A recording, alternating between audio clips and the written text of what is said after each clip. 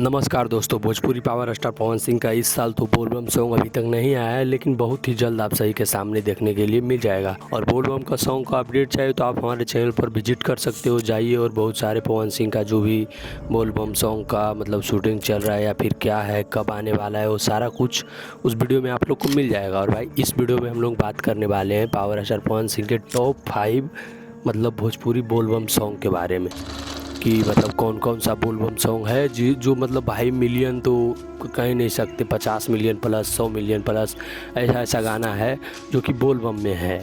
इसलिए यही 5 सॉन्ग के बारे में हम आप लोग को बताएंगे। अगर आप लोग को अच्छा लगता है तो हमारे चैनल को सब्सक्राइब कर दीजिएगा, और भोजपुरी पावर स्टार पवन सिंह का न्यूज़ अपडेट जानना है तो आप हमारे चैनल को सब्सक्राइब कर दीजिएगा, तो सारा अपडेट आप सभी को मिलता रहेगा।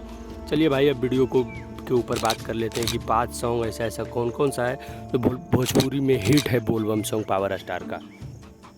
तो भाई पहला गाना है ले जात बाड़ू देवघर। ये उस साल आया था मतलब कि आकांक्षा दुबे के साथ, जो कि बहुत ही वायरल एक्टर थी भाई, जो जिसकी भाई अभी जो इस दुनिया में नहीं रहे। और भाई एक गाना है ये भोले बाबा, ये गाना भी आया था उसी साल।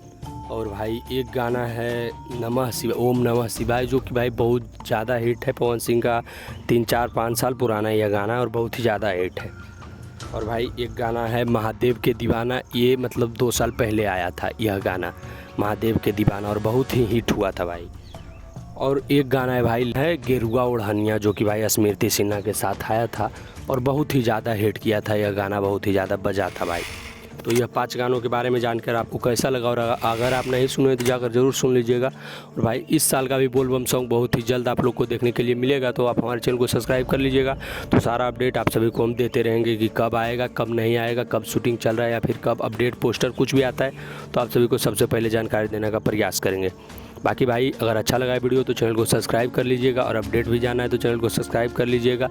मिलते हैं भाई किसी नेक्स्ट वीडियो में किसी अच्छे टॉपिक के साथ, तब तक के लिए जय श्री राम।